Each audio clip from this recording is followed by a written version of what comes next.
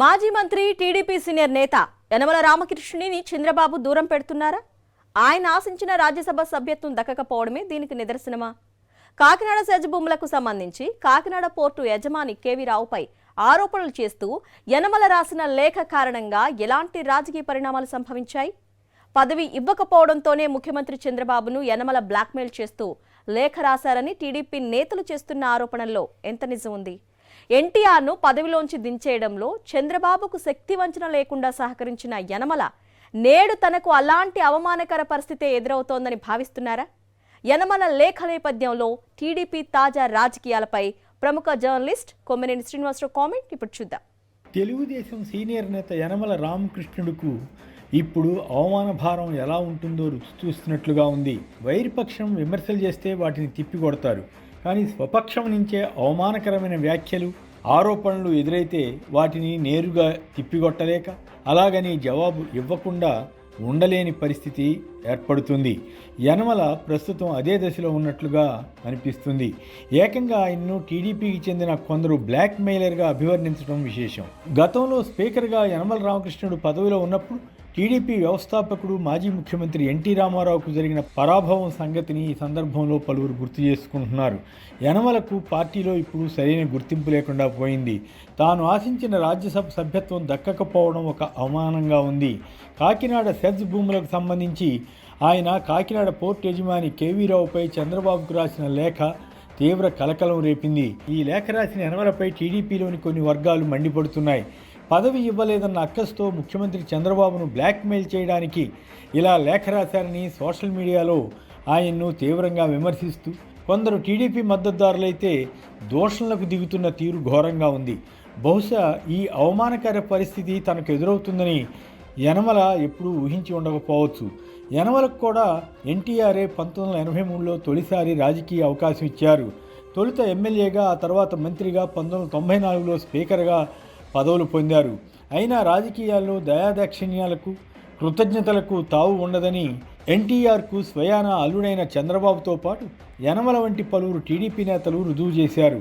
ఆ సమయంలో ప్రధానమంత్రిగా ఉన్న పివి నరసింహరావును కూడా చంద్రబాబు వర్గం ఆకట్టుకోగలిగింది. అప్పటి గవర్నర్ కృష్ణకాంత్ శాసనసభను రద్దు చేయాలన్న ఎన్టీఆర్ క్యాబినెట్ సిఫారసును పట్టించుకోలేదు.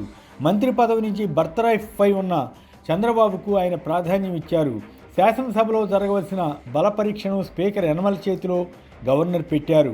ఆ తర్వాత యనమల చక్రం తిప్పి చంద్రబాబు వర్గానికి బలం ఉందని లెక్కలు ప్రకటించారు. అదే ఎన్టీఆర్కు అత్యంత విశ్వాసపాత్రుడైన గాలిముద్దు కృష్ణమనాయుడు స్పీకర్గా ఉన్నట్లయితే ఎన్టీఆర్ అంత తేలికగా పదవి పోగొట్టుకునే అవకాశం ఉండేది కాదన్నది పలువురు అభిప్రాయం. కానీ ముద్దుకృష్ణమ పట్టుబట్టి మంత్రి పదవి తీసుకోవడంతో యనమలకు స్పీకర్ పదవి దక్కింది. చంద్రబాబు వైస్రాయ్ హోటల్లో తన వర్గం ఎమ్మెల్యేల క్యాంప్ ఏర్పాటు చేస్తే ఎన్టీఆర్ స్వయంగా అక్కడకు తన భార్య లక్ష్మీపార్వతితో కలిసి వెళితే టీడీపీ వారే చెప్పులు విసిరారు. సినీ రంగంలోనూ రాజకీయ రంగంలోనూ ఎదురులేని మొనగాడిగా అందరి ప్రశంసలు పొందిన ఎన్టీఆర్కు ఎదురైన దుర్గతి అది.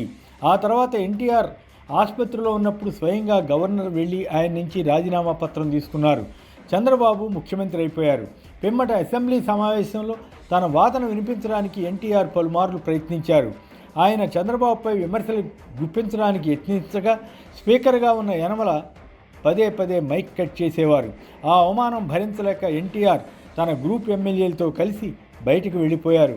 పదవి కోల్పోయాక ఎన్టీఆర్ మీడియా సమావేశం పెట్టి సొంత పార్టీ వారి చేతిలో, సొంత కుటుంబం చేతిలో జరిగిన పరాభవానికి గుర్తు చేసుకుని కన్నీటి పర్యంతం అయ్యారు.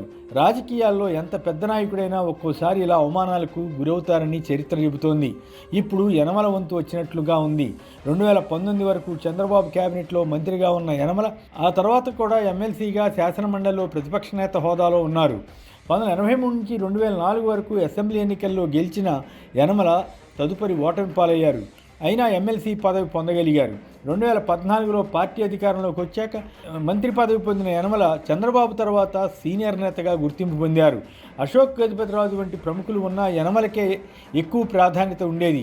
తాను కోరితే రాజ్యసభ సీటు రావడం కష్టం కాదని ఆయన అనుకునేవారు. ఈ తరుణంలో చంద్రబాబు కుమారుడు లోకేష్కు ప్రాధాన్యం పెరుగుతుండడంతో యనమల వంటి సీనియర్లకు గ్రహణం ఆరంభమైందని చెబుతారు. లోకేష్ సొంతంగా ఒక టీమును తయారు చేసుకోవడం ఆరంభించారు. చంద్రబాబుకు కూడా ప్రోత్సహించక తప్పని పరిస్థితి.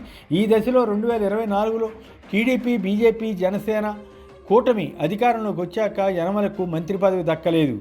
ఆయన్ను రాజకీయంగా పక్కన పెట్టేశారన్న అభిప్రాయం పార్టీలో ఏర్పడింది.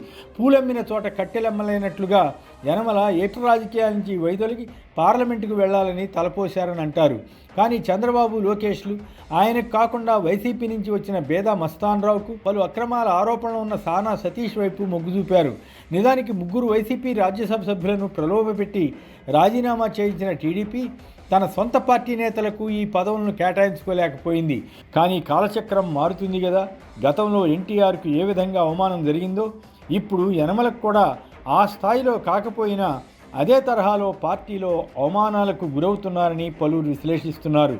ఇప్పుడు ఉన్న పరిస్థితిలో మౌనంగా అవమానం భరించడం తప్ప యనమల చేయగలిగింది కూడా ఏమీ లేదేమో.